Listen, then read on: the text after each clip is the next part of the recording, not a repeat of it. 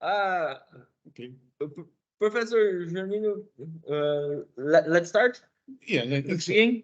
Mhm. Okay. Uh, uh, I will read my presentation here. So, dear, can you hear me well?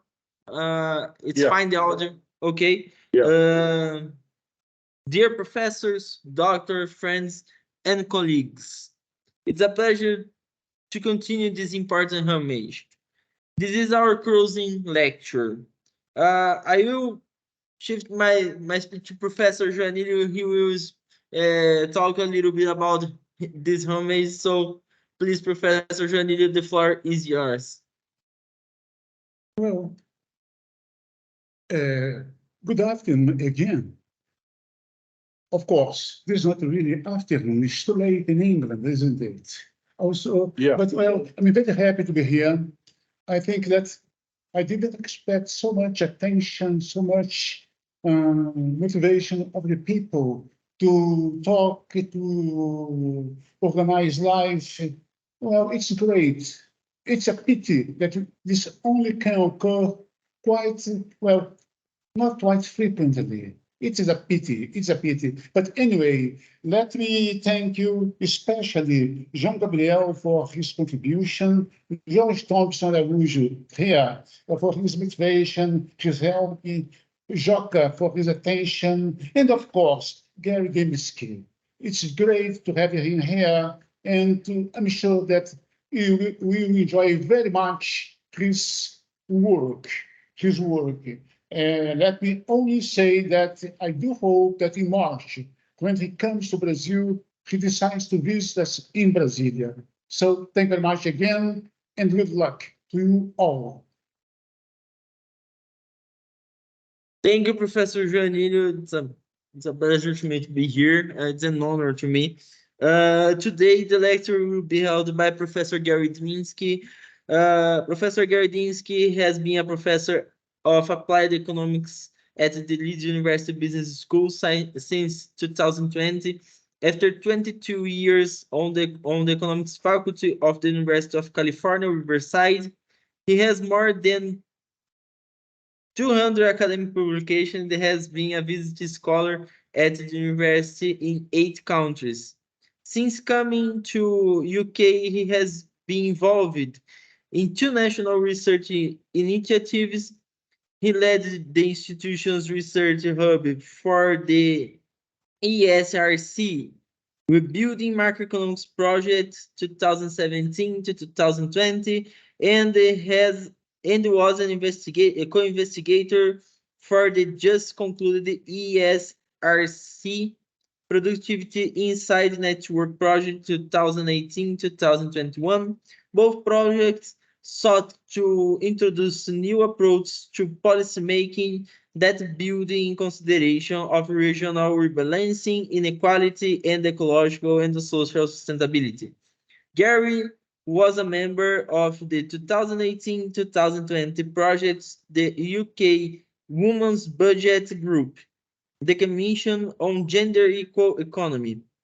He is a member of the Intergovernmental Experts Panel of the Deputy and Development Division of the United Nations Conference on Trade and Development since 2017. Since spring in 2020, Gary has worked with Professor Andrew Brown on economic renewal and sustainability strategy for the region. He is currently the Director of Strategy for Yorkshire and the Humber Policy Engagement and the Research Network. On behalf of the organizing committee, I would like to thank Professor Gary Dymski for his time, dedication, and contribution to our homage to Professor Joanilio. Professor Gary Dymski, the floor is yours. Please. Thank you very much. Can you hear me well, first of all? And Yes. I'm going to share my screen, and let's make sure that as I do that, let's make sure that it's visible on your side. Okay, let's see here. No, not that one, just a minute. That's the wrong screen. I need to go here. Okay, are you seeing something like the PowerPoint presentation? Yes, we can see. Okay, and is it full screen so you can see the entire Yes. thing? Good. Okay, so let's go. So first of all, thank you so much for the invitation.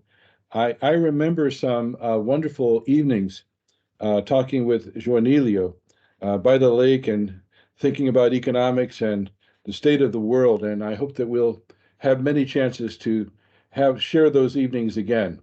I look forward to that in Brasilia or elsewhere in the world. My talk tonight is a tribute to the work of Joanilio, and I'm going to try to go slowly through some of Joanilio's work. I picked out some points that maybe get overlooked sometime, because one thing we find in his work is a lot of subtlety in the way that he models. That's very important as we try to understand all the nuances of the kind of the issues that we face. So the title here is a provocation: why structural Keynesian Kaleckian theory remains essential in an unsustainable global economy that has forsaken it. So that's a little bit dramatic, and at some level, it's forsaken it, and yet we are still here. So we have to continue. So there will be 5 parts. What we're going to do is begin with Juanilio's contributions. I'll pick out some points, and in a sense, the interesting thing is in having some roots in the work of Caldor. Caldor's inspirational article, the 1955 paper, is one in which Caldor is there trying to reconcile mainstream and let's say heterodox or Marxian approaches, and so there's that effort to communicate that's then broken, and then in some sense, after the crisis, we saw another effort to communicate across the lines that was broken again. And through these different efforts, we've had to continue and to develop our traditions of thinking. And Joanilio's work is a kind of guide as we go through these different phases. So I'm going to try to show some of the things that I really appreciate in the way that he models and approaches the task of modeling, the challenge of modeling, and as we ask ourselves, what can models give us as we try to have them help us to understand our tasks as political economists and as citizens of the world. And so we'll go through those, and then we'll basically then talk about the mainstream and a little bit and about that latest kind of not betrayal, but disappointment, just when there was a thought that there might really be change. And as was mentioned in the introduction, I was at the table in the rebuilding macroeconomics project for several years, but the disappointment was there. I'll talk about that a little bit, and then what I'll do is say, let's step back and look at some of the challenges that could be interesting to incorporate into our thinking, both in a formal models and in the way that we understand the challenges of political economy. There were many things I wanted to talk about, but I'm going to restrict my focus, and just so we'll get through it in a decent time. Okay, so I'm going to pick out several things for Joanilio, and let's start with the Caldor-Passanetti process reconsidered, a 1991 Metroeconomica paper. Now, here, just to remember ourselves, Caldor was trying in 1955, as mentioned, to reconcile marginalist and classical macroeconomic approaches. He was bringing in something that gets left aside in Kalecki's model, that is worker saving. Now, it's interesting to note this part of it, because this is going to actually come up in a paper that Joanilio published, I think, earlier this year. This same point is interesting to keep in our minds.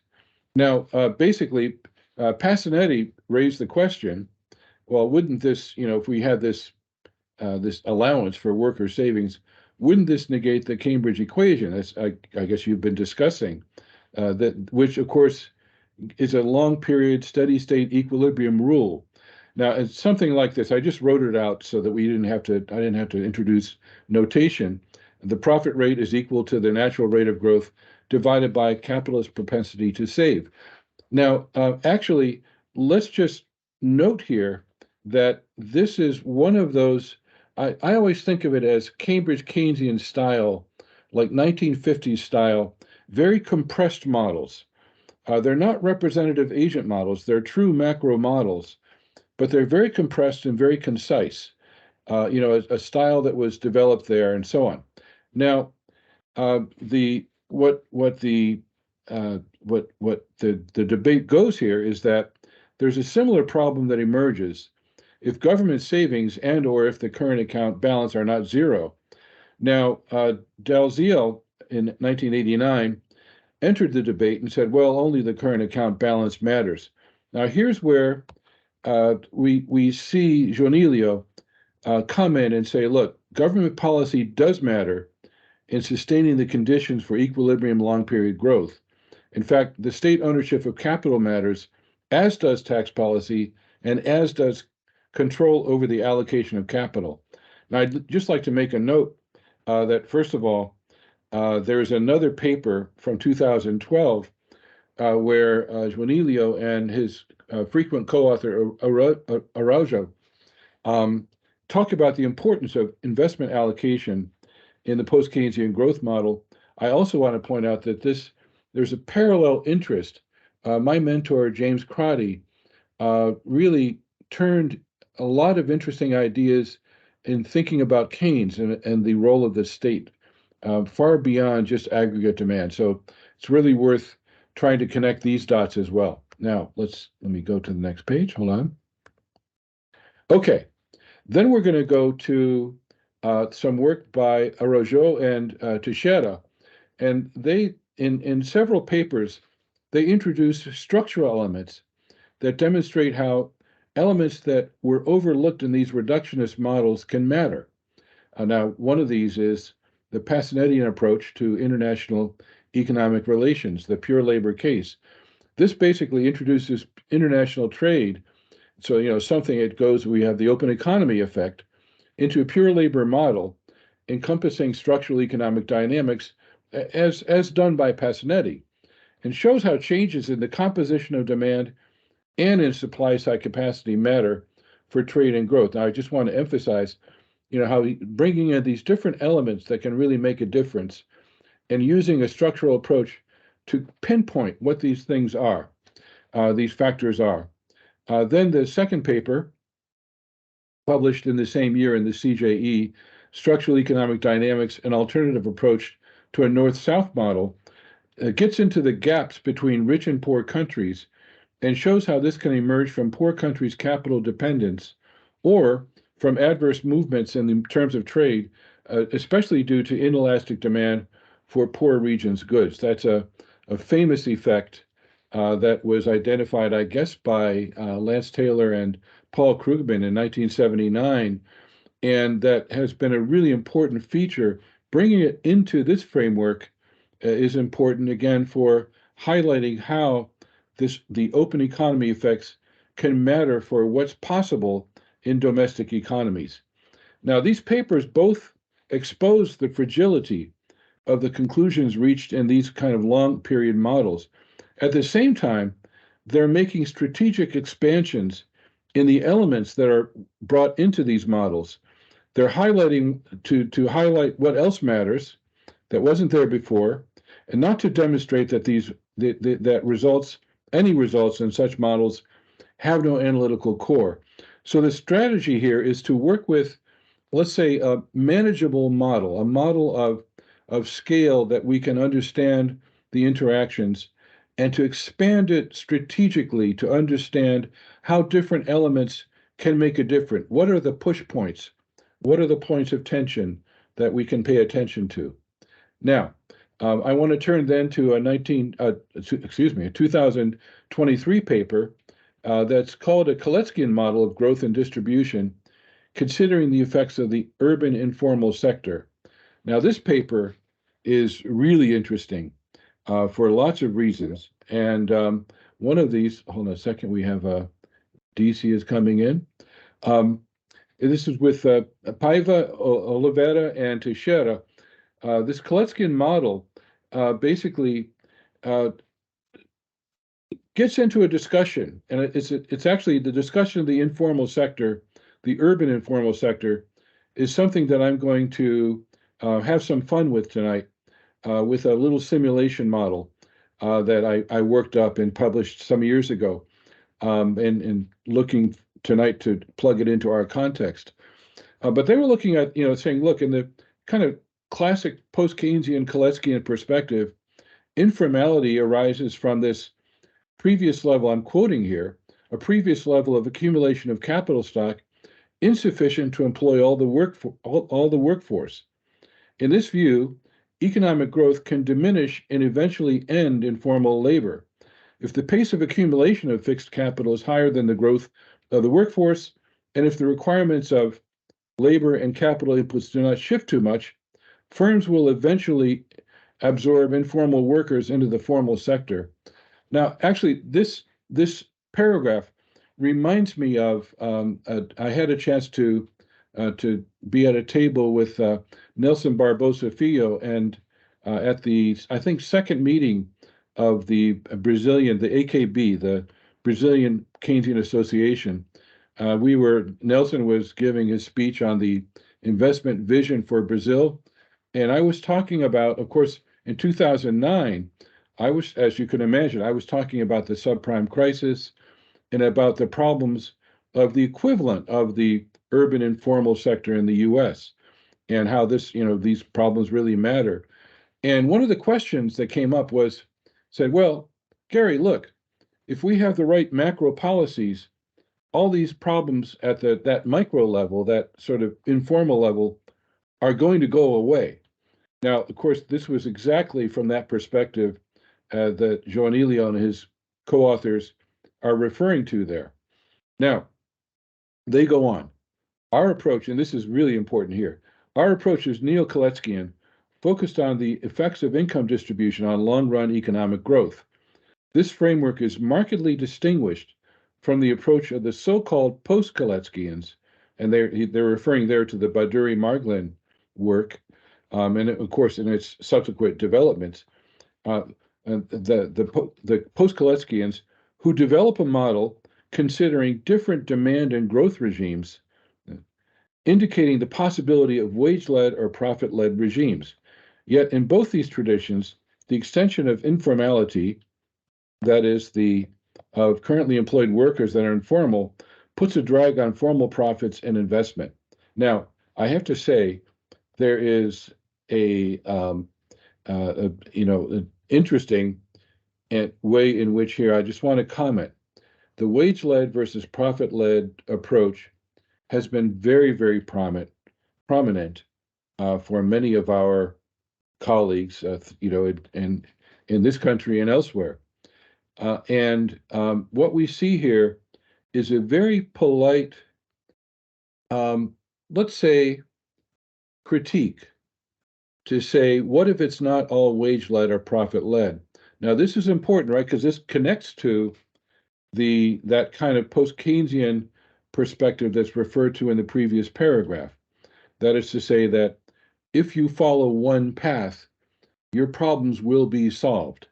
And some said, if you can have wage-led growth, then now leaving aside issues of whether or not those models can be identified econometrically and all of that, it's a kind of, here's a simple approach.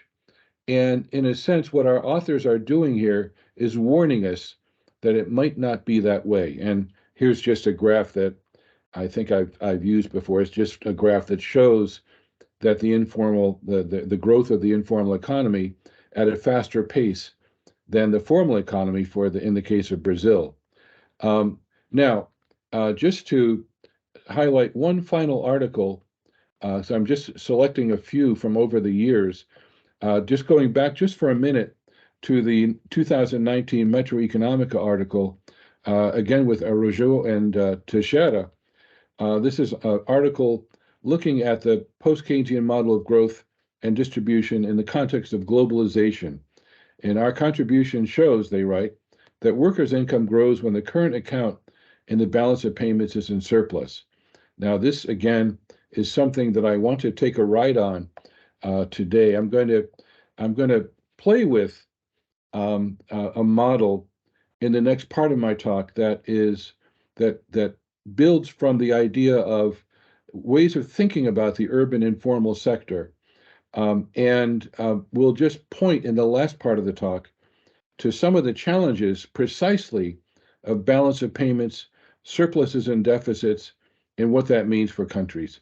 But in the interest of time, I'm just going to point to those things and not talk about them in depth. We don't want to be here all night. So overall, Joanilio's contributions demonstrate the power of Keynesian, Kaleckian structural macro models. They demonstrate, and I've got these key words in boldface, they demonstrate how autonomous aggregate demand can trigger, endogenous investment expenditures and pull along productive capacity, leading to productivity growth. Simultaneously, though, they demonstrate that distribution, both income distribution, regional inequality, formal and informal shares of households, all these factors of distribution matter fundamentally, the more so in open economy contexts, as these results depend fundamentally on cross-border balances. And indeed, I would mention what I like to think about in my own work is these cross-border balances also operate within regions, within cities, etc. Okay, let me go to the next page. Okay, so then now we're going to, before we go to playing with an urban informal experiment, let's just ask ourselves, what's going on with mainstream economics? Why are they all Friedmanites now? And this is a chance to put Joanilio's work into the context of the evolving tensions. Well, he's examining the tensions between distribution, demand, capacity, urbanization in models that remain tractable. And actually, as was mentioned, when I participated in the Rebuilding Macroeconomics project, some of the economists really wanted to go back to the time when we could work with kind of tractable models that we could understand with these features in those models. But and indeed, the middle-sized solvable macro models on which he's worked should be vehicles for Keynesian classical debate, to use that, to go back to Keynes's way of dividing the world, the Keynesians and the classicals. But this terrain has been abandoned by the mainstream. And since it takes two to tango, and welcome Giba, then we have a situation in which, the models that Joanilio, and for that matter, Gilberto Lima and others have put forward are not taken up as challenges to exchange ideas with those who are more committed to supply side models or that believe that Say's law holds, etc.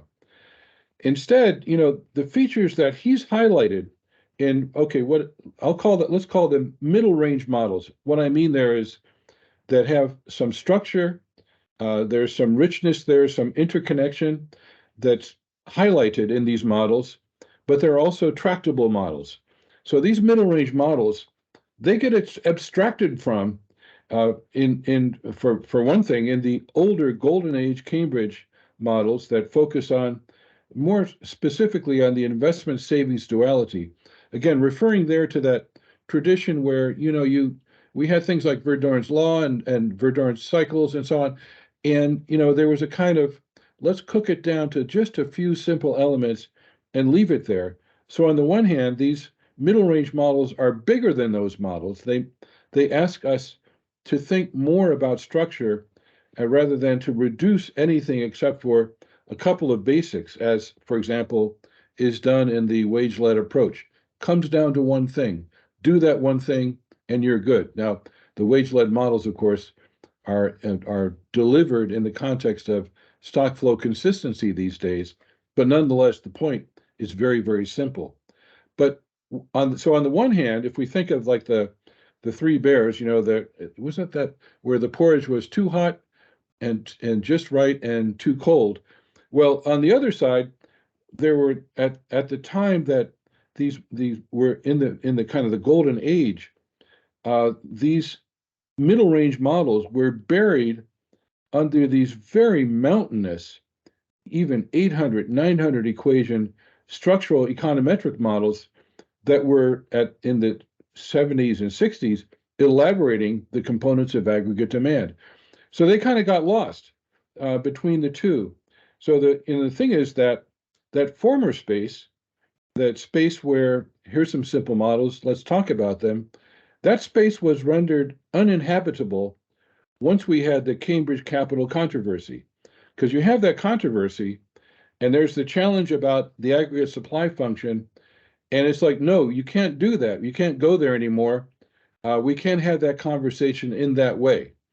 That's a fundamental mistake, and if we don't accept that, then we can't proceed. And if we don't think that actually there's putty capital, we really can't talk to you in a serious way.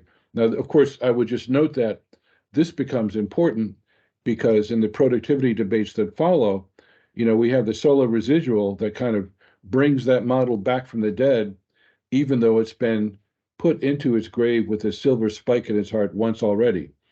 Now, meanwhile, of course, the gigantic econometric models fell prey to the 1970s stagflation.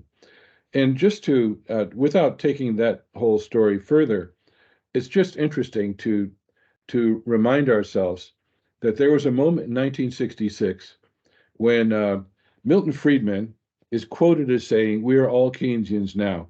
Now, that's a famous quote, and Milton Friedman writes to the Time magazine to correct the impression, because, of course, nobody could stand above him.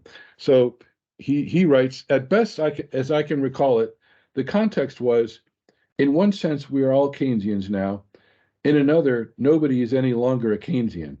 The second half is at least as important as the first," writes Milton Friedman. Okay, I brought out that quote because here's Lawrence Summers.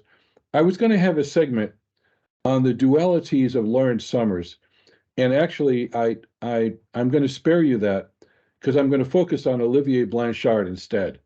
But I couldn't resist Lawrence Summers on the death of Friedman, comes out and writes an article calling him the great liberator and says, well, we are all Friedmanians now. So, we're all Friedmanites. So why does Lawrence Summers say that? And my point would be, and my point will be about Blanchard, because there's something missing in the composition, in the way, the approach to theory, in the neoclassical camp right now, that it gives them a fundamental problem of coherence within the modeling that they're doing. Okay, so the reasons for the sort of the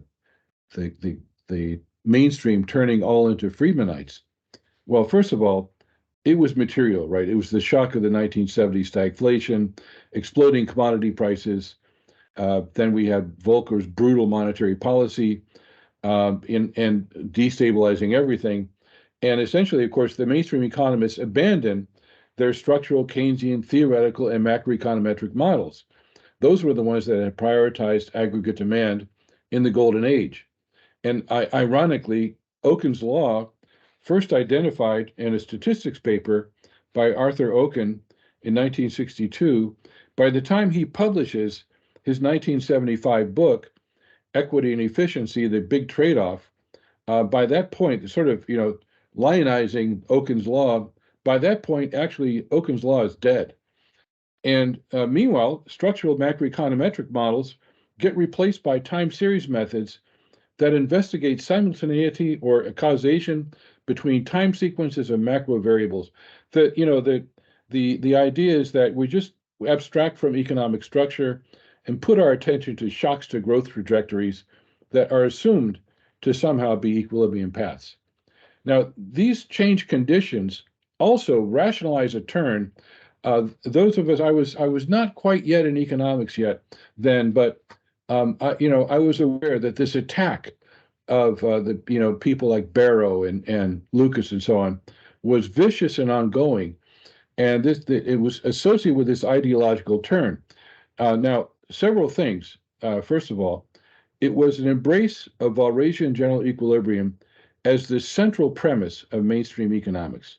And that was the core of the paradigm. Now, one of the things that led to was that the fact that there was the defeat of Cambridge, Mass, by Cambridge, UK, in the capital controversies, actually did not lead to the abandonment of the aggregate production function, but it led to a recentering of mainstream macro on general equilibrium. The point was just ignored. And in fact, my favorite quote about this is from a book by Roger Farmer.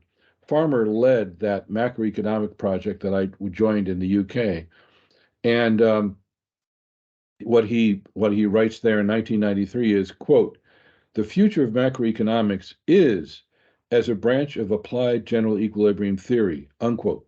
He still believes that. Now, this leads then to a decentering of policy views. There's an inability to sustain a commitment to any path of economic policy because all those policies are in worlds in which you're far from general equilibrium.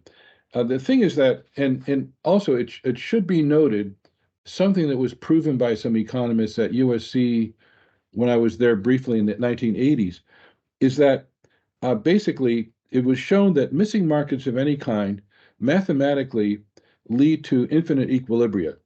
And so what that means is that how you specify the missing market, how you close that, is going to define the way that you're going to frame your model. So it could be asymmetric information, could be transaction costs, but basically it leads to completely unconnected formalisms that don't talk to one another, and basically then it becomes sort of a matter of fashion as to which way you're going to go. And of course, most recently we have Michael Woodford and the DSGE and all of that as the fashion that is the important one. Now, let's go to Professor Blanchard. Now, I'm going to spare you. I had a lot of quotes from his 1988 textbook, book, I guess, written with Stanley Fischer, which was used for years as the mainstream book of macro theory. But and that book kind of goes through lots of things and says many things, but let's just go to the entry from 2006 that Blanchard makes for the term neoclassical synthesis in the New Palgrave Dictionary. Now, this is him understanding, and of course by then he's become a very, very prominent figure. He's going to be the chief economist of the IMF and all of that. Okay. The term neoclassical synthesis appears to have been coined by Paul Samuelson to denote the consensus view of macroeconomics that emerged in the mid-50s in the US. In the third edition of economics, he's quoting here Samuelson. It's just interesting. In recent years, 90% of American economists have stopped being Keynesian economists or anti-Keynesian economists. Instead, they work toward a synthesis of whatever is valuable in older economics and in modern theories of income determination. The result might be that neoclassical economics is accepted in its broad outlines by all but about 5% of extreme left-wing and right-wing writers. Well, interesting, but let's not think about who are those extreme left, right, and right-wing. But then he goes on to write, unlike the old neoclassical economics, the new synthesis did not expect full employment to occur under laissez-faire.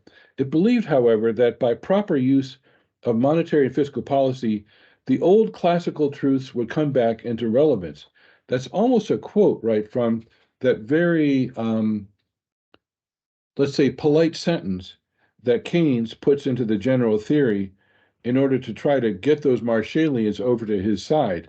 But leaving that aside, continuing with the professor, this synthesis was to remain the dominant paradigm for another 20 years. And then he says its apotheosis was it had the large econometric models and so on that incorporated these. And let me just go to the bottom of the quote. The synthesis had, however, suffered from the start from schizophrenia in its relation to microeconomics. This schizophrenia was eventually to lead to a serious crisis from which it is only now emerging. Okay, thank you very much. And that's in 2006. Well, of course, we're about to hit in 2006 the crisis of the subprime. And the message here, right, is that micro competitiveness exists separately from policies that achieve optimal macro, demand multiplier results. There's no trade-off. They're separate. Keynes, not to mention Kalecki, is disinherited here. If we solve our schizophrenia by returning to micro, then they're out. And if you disagree, you're in the radical fringe, and maybe you're schizophrenic too.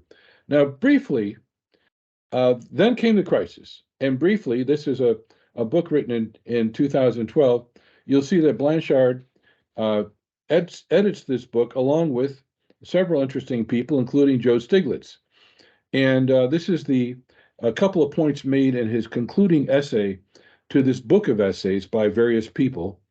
And so there they are writing with the smoking hulk of the U.S. financial system in ruins behind them.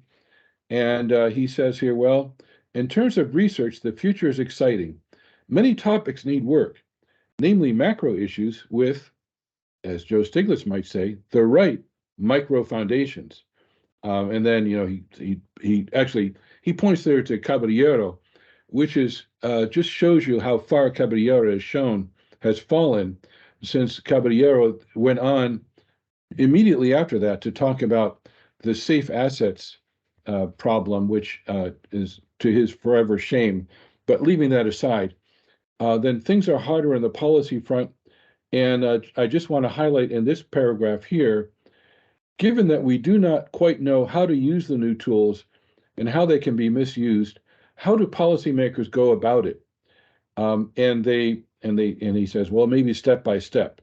He's here confessing that he doesn't know how to do things in policy. We've got a context that has escaped our control.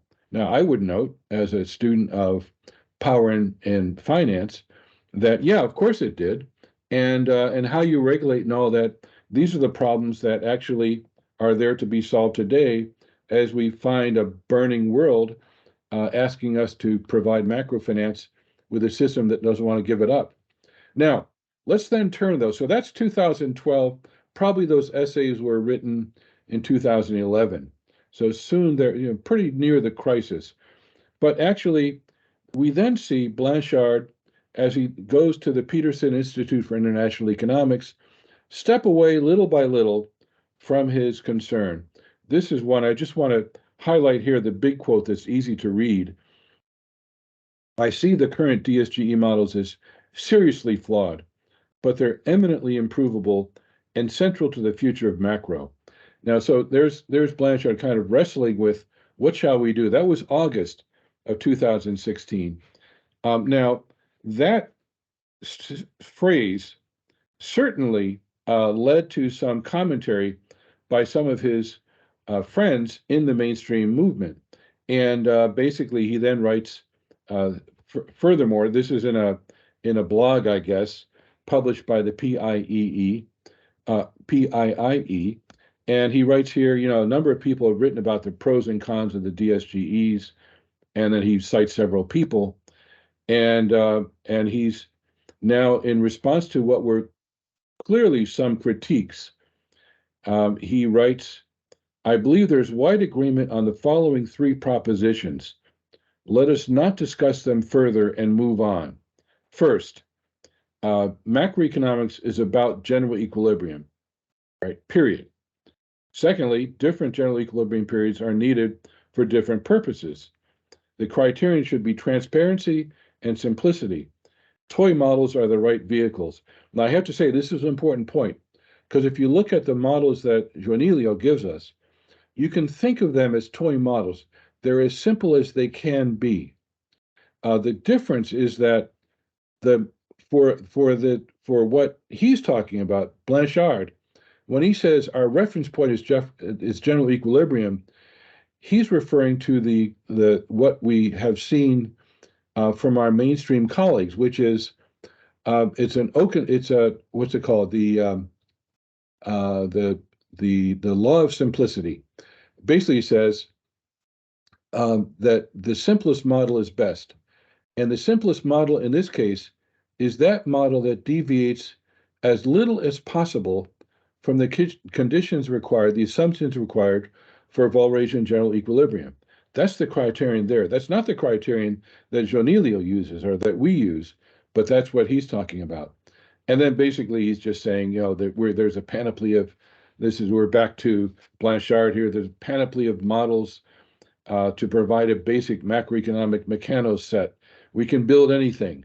Now, keep in mind there, by the way, as I mentioned, these are incomplete market models. So of course you can build anything. You're working in infinite solution spaces. So if you're clever enough, I mean, for example, Michael Kuhnhoff showed how to get a super multiplier out of a DSGE model when he was working for Blanchard at the IMF. And the IMF briefly started talking about fiscal policy. So, basically, and he reiterates here, the only way in which DSGEs can play this role is if they're built on explicit micro foundations. It's not that they're holier than others, but so we can understand each other, et cetera, et cetera. And basically, the introduction of many distortions and the risk of an inelegant machine at the end, if we do too much. One wishes there was a shortcut and a different starting point. I do not think either exists. In other words, if you want to talk to me, you got to talk to me from the viewpoint of I guess it's the razor of efficiency, which means start with general equilibrium, and then just because I was finding Friedman, a year later he comes back and basically says, "Oh yeah, the natural rate hypothesis, it's okay." This, after all, that's what you have when you start from that point. Now, where this leaves us is that basically it seemed that the great financial crisis might create openings for cross-paradigm dialogue. As mentioned, there was this project that I participated in, and there was some dialogue even with heterodox work. Kinsella brought his agent-based model, SFC model, to the table. Keen brought a chaos model. Others, from Onerin and Stockhammer and others, brought their work to the table and it was discussed. And there was sympathy from older participants, such as Marcus Miller or John Driffel, to return to medium-range models like Joanilio's. That's exactly what they were talking about. Those models that they had built in the 80s, they wanted to renew that dialogue. However, it wasn't going to happen. They were basically emeritus professors by now. They weren't in the game, and their younger colleagues, including Roger Farmer, did not want to play. The National Institute for, this is like the Brookings of the UK, the National Institute for Economic and Social Research, which had gotten the grant and sponsored the project. They use, the fact is they use a structural Keynesian model when they do their econometrics. But it doesn't mean that their director, however, Jagdeep Chadha, who's a kind of friend, he's a kind of frenemy or something, he defends DSGE fiercely, and he took no part in the project. The director, Roger Farmer, the research director of the project, openly mocked our post-Keynesian stock flow consistent models at that table when the models were brought there. It was rather embarrassing, but it was there. And he furthermore argued at that table that Minsky had no need to reject the Lucas critique. So, he's living in a different world. So what remains of what happened to that project? Well, we came together, we tried to talk to each other, we succeeded to some extent, but basically the loyalty to the GE framework was the defining core. What's left of the RM project now is there's a few behavioral economics and well-being issues being talked about in the planning school at UCL. But basically, if you go back and look at what the mainstream economists say now, what they converged on, well, the GFC was about information distortions or governments forcing banks to make risky mortgage loans to the poor, calamiris. There is once again, as there was before, silence. They just ignore. Now, what do we do? There's work to be done. And I think actually we have to proceed. Once you had the welfare state led leveling up abandoned, so, once you had the end of the golden age or the Keynesian model comes crashing down, we start to see inequality in intranational distributions of wealth and income, which has effects far beyond capitalist worker divides. Now, here I'm going exactly in the direction that Joanilio points in his work on the urban informal sector.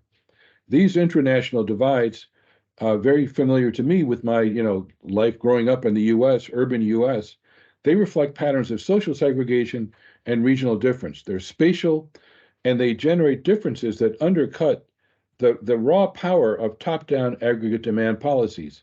Again, referring to that debate I think it was in Porto Alegre back in 2009. There's a new question now. What are the policy implications of uneven spatial distributions of wealth and income, and thus development within the nation? Now, I'm going to use space here just to have some fun with Schelling's discrimination model. And actually, I use that model because Schelling, he takes this model and he sets up a checkerboard in which he's got, we can say, W and B agents, white and black. And the white and black agents, okay, some of them might have racial preferences and some don't. But the point is, I want to say, they can move freely through space. They're endowed with the right to be on any space.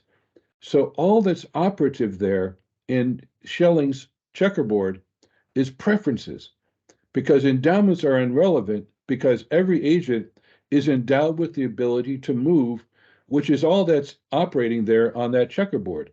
So voila, only preferences matter, and you get a theory of segregation that exactly parallels the one developed by Gary Becker. Now, we don't have to spend time here. This is me setting up something just as a provocation. I start with a bunch of B agents. They're in the ghetto, they're in the lower right-hand corner, and there's some W agents around them, maybe in suburbs right next to the city. And the W agents don't like being next to the B agents.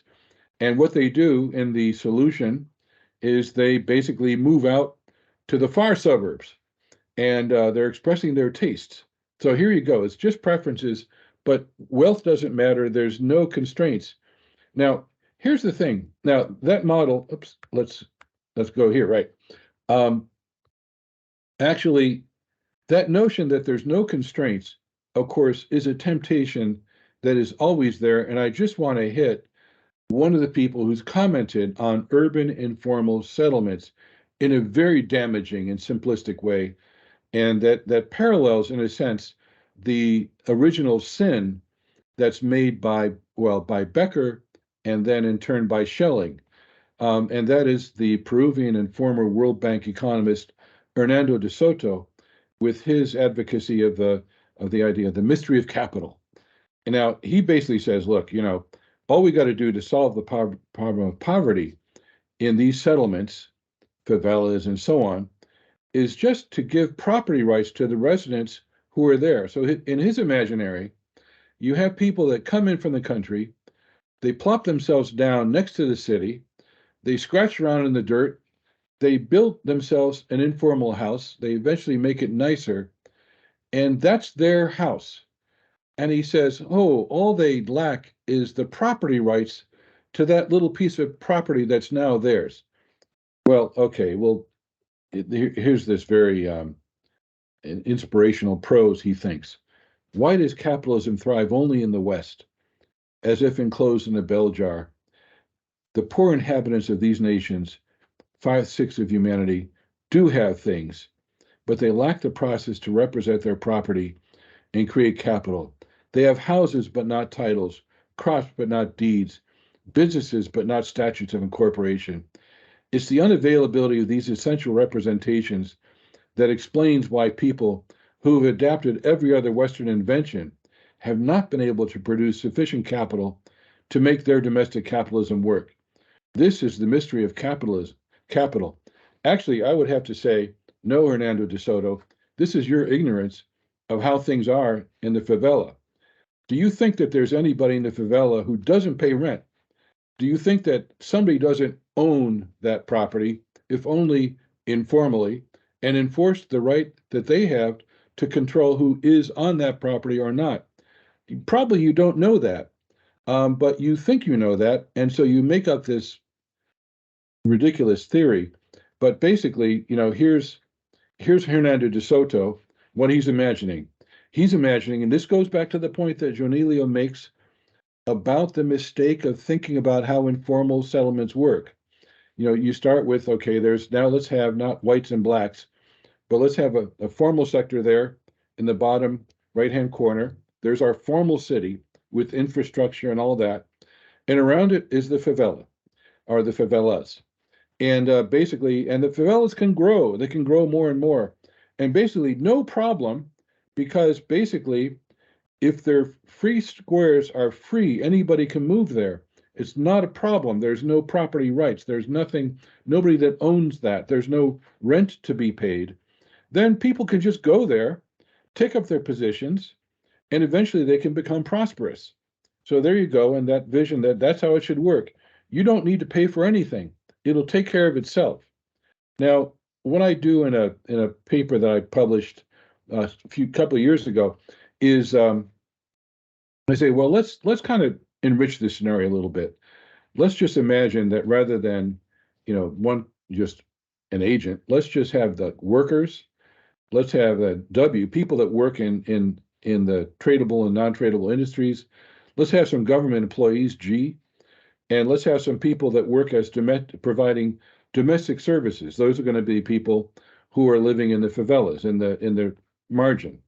And that sector grows, as in the case of cited by De Soto. But basically, I go through different scenarios just for fun, and there's a little simple simulation model. But I mean, just to make some points. And one of the points is that if people got to pay rent, and if you have to sustain the vibrancy and vitality of your formal sector by basically funding it, by paying taxes and building the infrastructure and maintaining it, providing and maintaining public services, then there's going to be the question of whether the public sector, that G sector, has the ability to expand its formal sector, to build its infrastructure out to the periphery or not. Is that going to be possible? Well, maybe not in this one scenario shown here, kind of disaster scenario. What happens is that, well, there's production that started in the informal sector. That's the WIS. That's low-wage factories operating out there in the periphery. And basically, they drive down wages in the formal sector in the city. And so suddenly, the sustainability of the system breaks down, and tax revenues erode. The formal sector infrastructure and public services can't be maintained. We have a fiscal crisis in the erosion of urban life for those who are living in the F sector. So, this model shows that this blind spot in De Soto's model of democratic entrepreneurship. He forgets about pervasive rent payments, and he pays no attention to the migration without growth problem. And he also completely misses the fact that the public sector is providing legitimacy and governance. And what's happening then in this city is that the middle class is placed under structural pressure by the growing weight of the informal, non-tax-paying sector, pressure that can worsen as the informal sector becomes the independent locus of production and commerce. The only way to reduce this pressure is to reduce services and tax rates, or to bring those with light or zero tax burdens into the system to pay their fair share. But basically then, income inequality can generate a deviation amplifying feedback loop involving interactions between core and periphery. The government's incapacity to formalize the informal sector makes the city less livable, so the rich are less willing to contribute their fair share. They go to tax shelters. Fiscal capacity falls further. The only residents who can be reliably taxed are those who cannot credibly threaten to leave. So this model, unearths some tensions between two uses of a city. Is it a locus for collecting remittances, or is it a locus for the accumulation and reinvestment of capital? And the former use means minimal concern with long-term reproducibility of the infrastructure. The latter use requires it. So as JOANILIO and his co-authors show, we cannot assume that this city has access to some kind of Keynesian, process, that's Gillespiean process, going to level everything up in time. There's no super multiplier here that's going to reliably be available due to inequality and scale problems. Now, I'm going to take a couple of minutes now and just make a few comments about things. I think what I'll do here is I have a little bit of simple basic math, just showing you something. Forgive me, I'll do this really fast. We start with a page that has aggregate demand equals aggregate supply, showing with the uses of income way of depicting supply side. We just take that and then we come up with the bottom equation there, which is just a depiction of, the mixing up the elements. I got that one because we're going to go to, and now we're going to just introduce as well some cross-border accounting, and just notice that, and kind of looking at the spatial macro algebra, that basically exports minus imports and have to be, if it's a negative number, it has to be offset by spending down reserves. That would be the change in reserves would be negative, or you need capital inflows. That is to say, foreign savings. And so basically, you have this equation that necessarily holds all the time. And this equation, is one of the few things in economics that's always true. Basically, you have to finance your deficit in one way or another. And if I misplaced this, so I apologize for that. That previous slide should have appeared here, and that would give us equation 1, which is the cross-border balance equation. There's the x minus m equals minus foreign savings plus delta R. And then it comes down to that cooked down equation 2, which is the respecification of the equation there of aggregate demand and supply. And putting those together, we end up with this equation that says I plus G minus T, that is investment in the government surplus and the government deficit, can only be financed in one of three ways: domestic savings, foreign savings, or spending down reserves. That's it. Every spatial area, at no matter what scale, has to solve this problem in each time period, via intentional policy planning or via real-time adjustment. Varoufakis in the Golden Minotaur, he notes that deficit spatial areas need surplus recycling mechanisms. It's a nice phrase. You need something: foreign direct investment, loans, portfolio investment, gifts, something. Either that or you got to spend down your reserves. There's no other way around that. And he, of course, Varoufakis talks about that in the context of the breakdown of the Eurozone and the crisis of Greece and all of that. Now, just to say that we're going to finish in several minutes here just with a few images rather than going into further detail. But this problem of how do you finance what has to be financed is something that's at the heart of the neoliberal era. We go to this global lens. We have the existence persistence of global north-south imbalances, more and more profound. And this global income and capital flows and debt levels are interpenetrated. The key structural imbalance since the 1980s has been the U.S. current account deficit and its corresponding capital account surplus. Foreign savings, very positive, because G minus T, very negative. And for that matter, so too X minus M. So that all goes together. This has underwritten the growth of, now this structural feature of the US has underwritten the growth of global finance and financialization generally, and it remains a barrier to solving humanity's problems. Meanwhile, on the other side, with the US running such a big deficit, these other countries have run big surpluses, supplying the global consumer of last resort in the US. The price for this has been that we maintain and sustain this too big to fail, hyper leveraged global financial system that can only be rescued by the central bank of a post-hegemonic hegemon that may again, within a period of months, be run by a maniac who has no concern for anything except his own ego. Now, here's just a picture of the U.S. current account deficit, rather dramatic. There's the balance on current account, very negative, and net lending from the rest of the world, very positive, as the identity tells us. And just a few other ways of looking at it. There's Germany, Japan, and Korea being very positive as we go through. Here's the 1980 through 2000 period. And then, this pattern continues through into the present time. I pulled these figures today from the IMF just to see what's changed recently. Now, another feature of the current situation is China's need to export manufactured goods, because they've got their own Rorschach test here. They've got a huge commodity deficit. And as the Chinese develop, they need to export in order to finance that.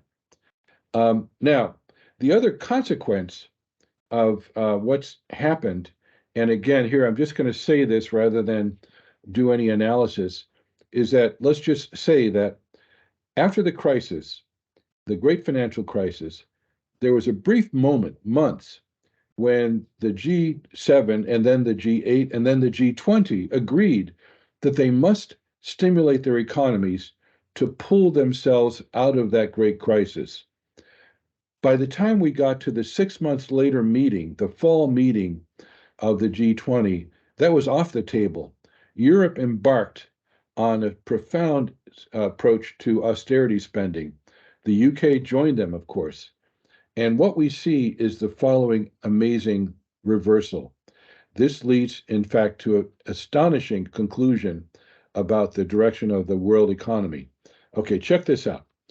You see that until 2009, we're comparing here very simply all the emerging market nations versus all the advanced economies. They're all summed up. Everybody's in. I put Latin America there in the Caribbean for reference. Now, of course, there's errors in measurement and all that. And of course, China's in the one and the US is in the other. But it's a simple picture.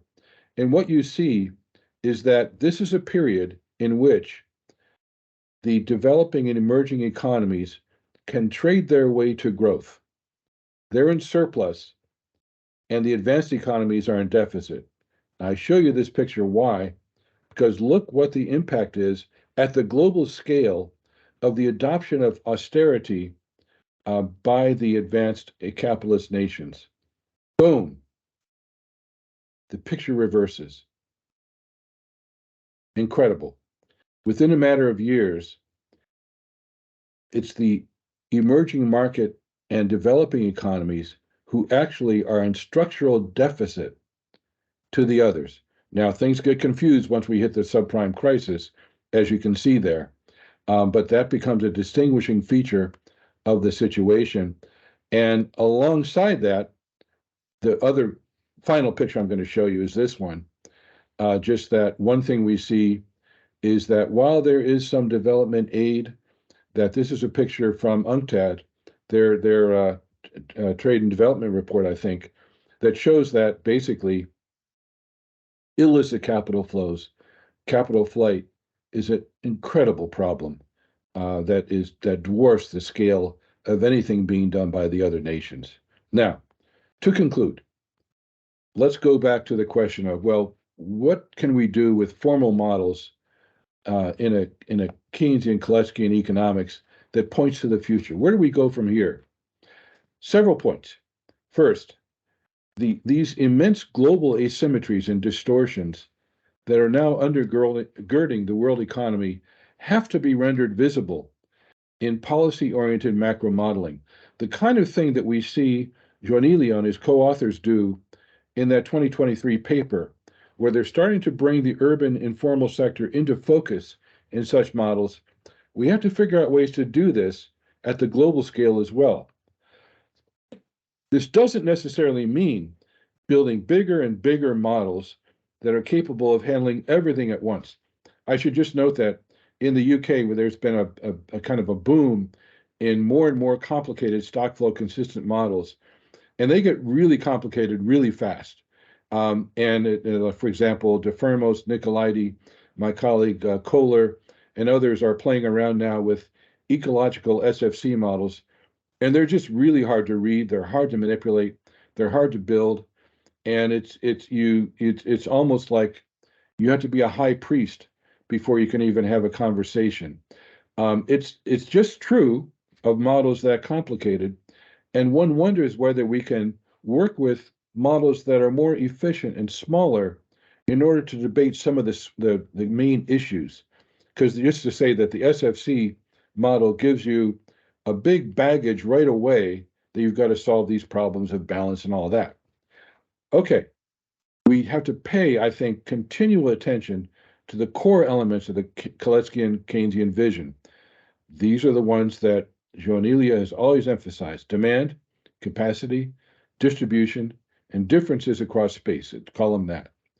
We have to keep the doors open at the same time to renewed dialogue with neoclassical economists. The days may come again, but in the meantime, the next round may come. It'll probably be the next crisis, and at that point, in the meantime, we have to deepen our own work. And just to go to the final page of reflection here, another element in Joanilio's models has always been clarity and concise, precise formulations, so we can understand different effects and relationships very clearly. Now, that's crucial, because let's face it, no model gives us everything, but every model can give us something if we build it nicely. And that something is crucial: a common ground for understanding and dialoguing with one another as keepers of traditions of thinking that we see as valuable and relevant to the problems that we face today. At the same time, the cross-border asymmetries and problems of scale that we face mean that we must always be alive to the fact that no one-size-fits-all macro model will work for every country across the world. We're going to need that next layer, the international coordination, the updated Bancor system, if we're going to truly meet the global challenge of sustainable thriving for all. So the work has to continue. Joanilio, we're not at the end of the road. We've got more to go, and it's been a pleasure to see your work grow as the challenges have multiplied, and I hope it will continue to grow for many years to come. Thanks for your attention.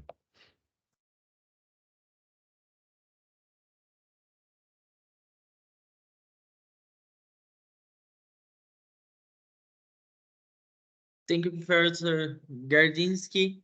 I would like to invite Professor João Faria to talk. Please, Professor, the floor is yours. I liked very much your presentation, Gary, and I'm very sympathetic with your proposal to going back to the toy models, but I would like to stress that this idea of toy models was vehemently defended by Samuelson, because when in the beginning of the 1970s, with Lucas' work, etc., macro models started to become extremely difficult to understand, and Samuelson was always this type of Marshallian approach to macroeconomics. All right, we have a problem. Let's use some basic knowledge of the rest of the economies here. Let's focus on this particular model, on the problem, and let's propose a solution. And most of the time, the solution comes with some policy prescriptions, right? So I am very sympathetic, and I think that I worked with Joanilio.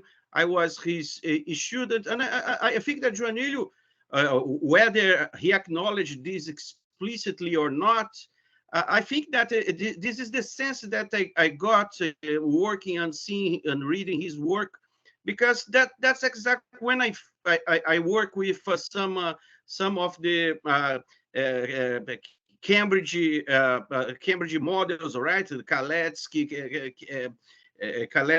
Keynes, and Pasinetti models. The idea is exactly that. We have this core, the central structure, and then on the margin we approach some new problems, and that's exactly what Joanilio did with open economy models. What he did, what he's doing now with informal and formal sectors. All right. I just what I presented today is I did this with entrepreneurship, right? So I'm very sympathetic with your proposal, with your methodological approach, right? And I don't think it is, it's not controversial, but there is a cost to be paid, which is the following. The mainstream literature doesn't like to publish, you see, this middle ground type of models. They are easier to understand. They are easier they are easier to manipulate. They are easier to see where you are going and to understand the policy prescriptions. But unfortunately, we have some kind of, at least in the top journals, there is some kind of, you see, a filter that does not allow us to return to Samuelsonian, Hicks-Samuelson revolution, because the first model that started all this is Hicks, Mr. Keynes and the classics. It's exactly, you see, the core model that you can expand a la volonté. So I agree with you, but it's true. I think that many people, practitioners, do that, right? Either from the right or from the left. It doesn't matter the political view. But the idea is exactly to use core models, expand them a little bit to tackle specific problems. I totally agree. Thank you. Thank you. Shall we go to Jorge? Yes, thank you so much. I really enjoyed your presentation, Gary, and I want to make reference to a kind of hidden, forgotten paper that Joanilio and I started to write a few years back, looking for touch points between mainstream and heterodox economics. And the paper is never published, but I think that Joanilio presented it at the World Academy of Sciences, if I'm not mistaken. And we didn't go forward because there are many things that I thought we had missed. I mean, remember we sent it to Jeff Harcourt and Mauro Baranzini for comments, came back with lots of comments, and we thought, well, maybe at the time I was still working at the World Bank, I felt we don't have time to address all these comments, deep academic, intellectual research points.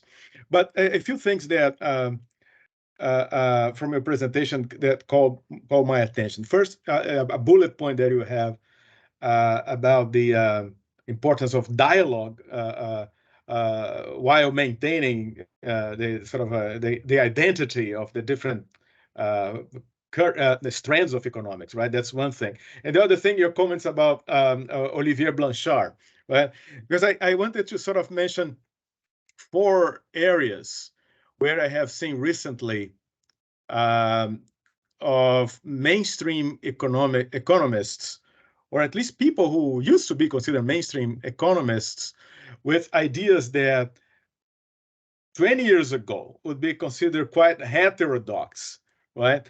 So I will start with Blanchard, actually, in a way. So, and I think that these four points that I'm going to mention have to do with the emergency of crisis, right? The Asian crisis of 1997, the global financial crisis, 2008-9, and of course the climate crisis that has no expiration date for it. So starting with the Blanchard point that I want to make. So when the global financial crisis started, the IMF had just hired Blanchard as its chief economist. 2008, he was there, like just waiting for the financial crisis to happen. And the IMF has this. There is this joke that the IMF means it's mainly fiscal, right? Yeah. Right. But before Blanchard, it's mainly fiscal meant it's mainly fiscal austerity, right? When Blanchard joined, and I think he was given a lot of space by Dominique Strauss-Kahn and subsequent heads of the institution to develop and this reassessment of fiscal policy, because up to that point, stabilization policy from the point of view of the mainstream was the domain of monetary policy, right? I mean, in the world of the Great Moderation, so it's in the U.S. it was mainly the role of the Fed to do stabilization policy. Fiscal policy was really something that during that period was forsaken to a large extent. So the Blanchard and his colleagues at the IMF, at the policy level, right, policy research level, they helped bring it back. And there are, both in the IMF, the World Bank, and other places, there are plenty of studies about multipliers, of the size of the multiplier, right? Yeah. And I think in a way, it was a bit of a sea change on how they see the role of fiscal policy.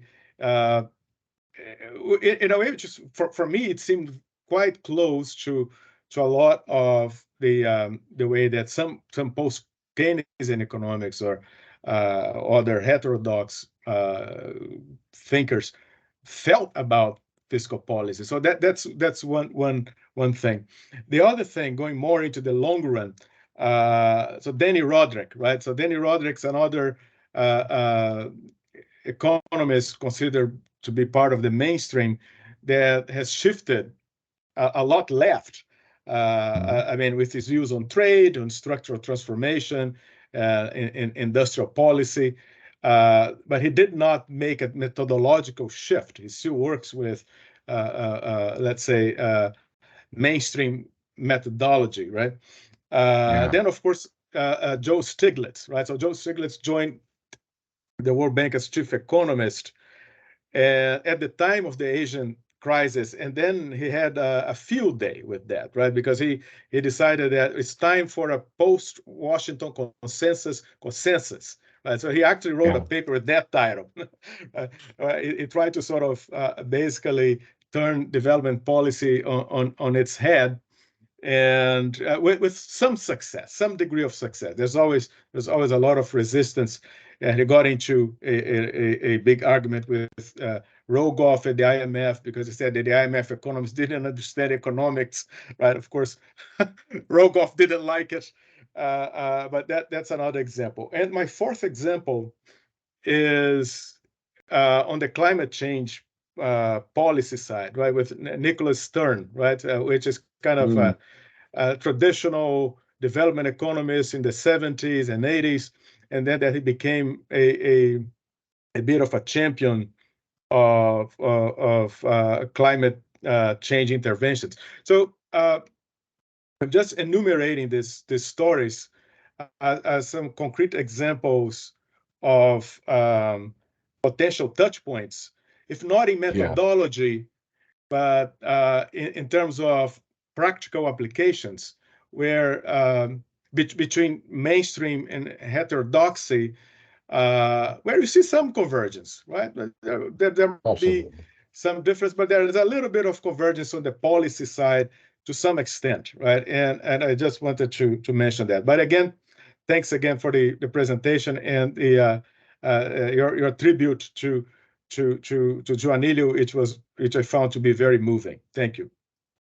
Thank you. I appreciate that. Let me comment a little bit on the 2 points, or the 2 comments. Indeed, first of all, let's take the idea of what models are acceptable, and that's right. That there's a fashion, and I mean, for example, when I had a serious dialogues with Marcus Miller, and Driffel, and some of the, and actually, Willem Bouter was on our team. He was part of my team.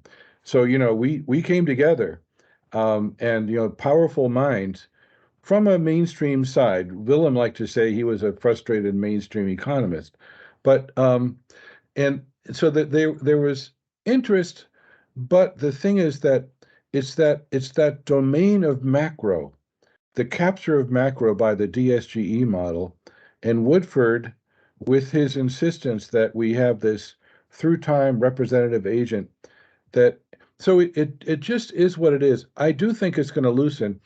Some of the people you're mentioning, like for example, in your comment, Georgie, like for example, Stiglitz gets around that because he brings in principal agent modeling, and as mentioned, that once we go with the incomplete markets frame, then you can kind of find your tribe and run with it. You can maybe do network models or do what you like. But as far as like straight up macro, that realm is protected. So I think that in the meantime, one of the things that I hear what you're saying about mainstream journalists, Rob. At the same time, I would insist, and I do insist, that we on the heterodox side must protect and nurture the institutions that are ours to work with, the CJE and the RRPE and the JPKE. I'm the president of the institutionalist group, the AFI, and we have the Journal of Economic Issues. And these are spaces that are great, and to make the writing there as good as we can make it is for sure important. But while at the same time, keep the dialogue going. Actually, I talked to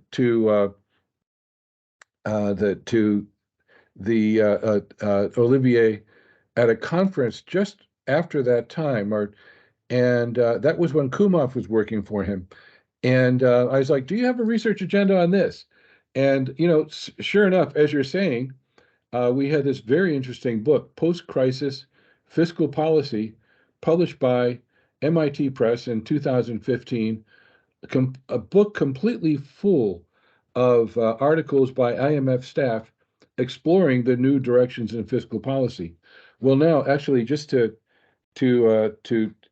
take you, let's go one step further in terms of the mainstream or the way in which things get changed.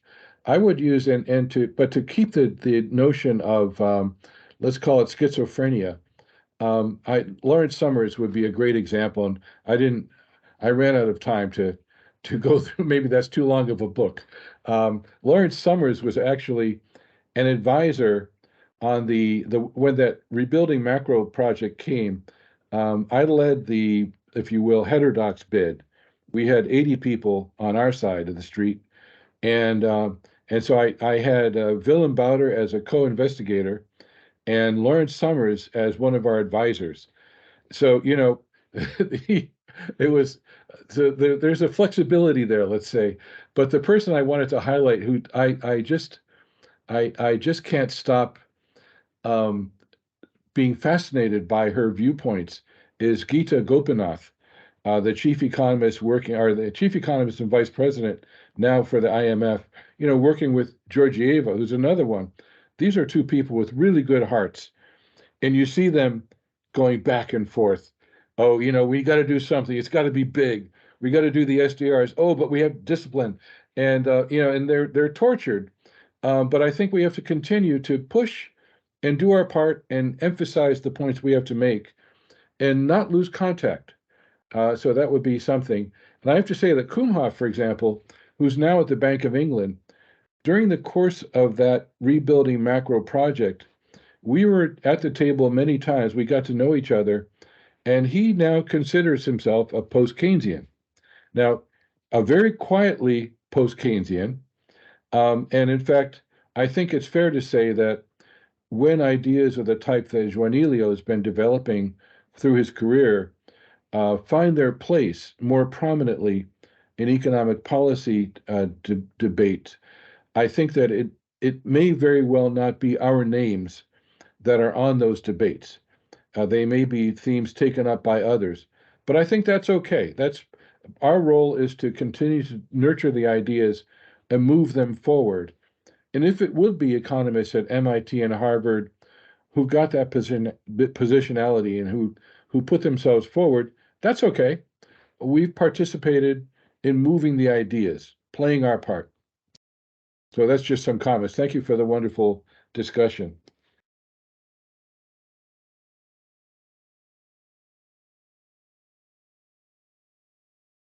Thank you, Professor Dymski, Professor João Faria, Dr. George Thompson. It's a pleasure to be here, and I'm really flattered that Professor Gardinsky quote two papers that I wrote with Professor Joanilio Teixeira, the one published at GPKA and the other one published at the Metroeconomica. Both papers gave me a lot of work. I had to to spend so many hours working in these papers, especially the one published at Metroeconomica. I had to sleep 1 week in the UNB library because we have now 24 hours library, and Professor Joanilio said that he only would be able to supervise me in my MSc dissertation if I published that paper with him. So it was really, really interesting. But I did. Very glad it worked out. Absolutely. And worked, and I did publish it with him, and it's an honor to me. I would like to thank you all for coming for this event. It is a pleasure to be here. I'm really happy to create this event with Professor João Faria and Dr. George Thompson. It was a really great experience for me, especially as a student, and I will continue to learn more and more with them. I would like to thank Professor Gardinsky, especially because it was a really great effort to to create this presentation and this. I received your PowerPoint presentation. If you agree, I would like to share with the audience. For sure. And it is a really great presentation. Thank you very much all for coming. I would like to ask if Professor João Faria and Professor George Thompson, if they have something to say, or if I can finish the event. I just want to thank everyone that participated in this actually feast of knowledge in honor of Joanilio, more than deserved person of our efforts and our thinking. I appreciate very much all my old friends here that I can see now. I can see Rodriguinho, I can see Emilson. That's earlier today we were in a different session, but I would like to thank everyone for being part of this important event. It's very important for Brazil because Brazil is a country without memory. we never appreciate our heroes. And Joanilio, as we are showing here, with our presence, with our work, with our presentations, is our hero, and he deserves it. I appreciate the opportunity. Wonderful. Thank you very much, all of you. Thank you. Thank you so much. Joanilio? George Thompson, if you have something to say, I completely agree with what Joca has just said. I think that has been a fantastic event. I want to particularly acknowledge Joca, João Ricardo Faria, for actually being the originator of this event. He had the idea. He was the one who got this started. And my main contribution was to team him up with this very dynamic young scholar, João Gabriel, right? I think this combination worked very well, and we managed to get this event going, to bring Professor Dymski, to bring Professor Baranzini, bring our friends and Nilson, André Rossi, many other friends. And of course, this is the minimum you can do for you, Joanilio, as a tribute, because what you did for us, your students and colleagues, was an immense service, and this is a small acknowledgement of all that you have done for us. Thank you. All right, Joanilio, enjoy the moment, and we look forward to many more with you. Thank you very much. Well, let me Yeah, I'd like to say just a few words to thank Joanilio and for everything that he has done for everyone. He was a key person for my entire career. So he motivated me to go to the U.S.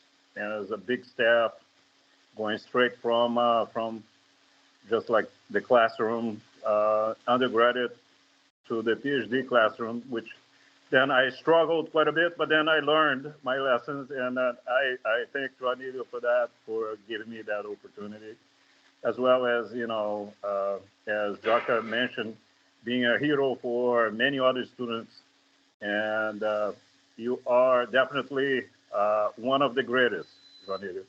So thank you very much.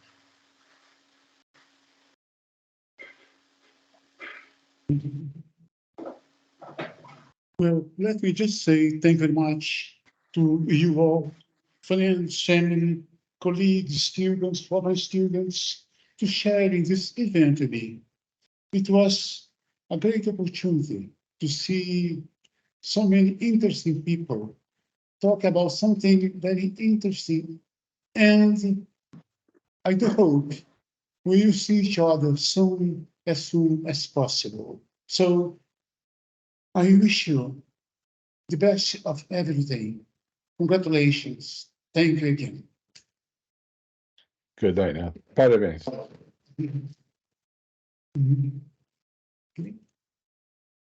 I would like to thank you all for coming. It's have been a really nice evening. So see you soon. Thank you very much. Brazil. See you soon in Brazil. Thank you very much. Good night, all.